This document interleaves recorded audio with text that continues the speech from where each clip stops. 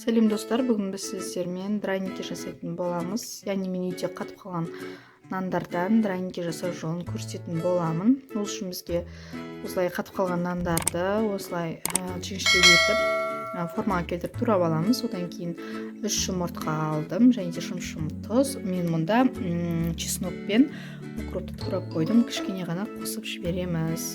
Дәл осы уақытта біз табамызды қыздырып қоямыз және де оған май құятын боламыз. Негізі мұнда чеснок пен укропты өздеріңіздің қалауларыңыз бойынша құйсаңыз, салсаңыздар болады.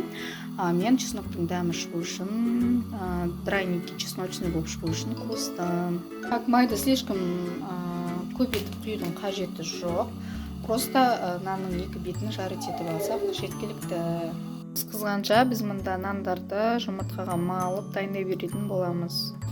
Мінекей осылай жұмыртқаның ішіне батырып майымызға саламыз.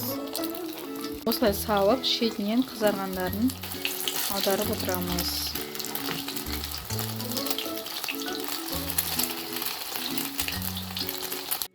Міне бізде драникилер осылай қызарып шығу керек. Міне бізде уже екінші рет салып тағы қуырып жатырмын. Өте әдемі болып шығып жатыр. Мінекей біздің драники дайын. Осылай болып шығады, әдемі болып шығады. Міндетті түрде жасап көріңіздер, ас болсын.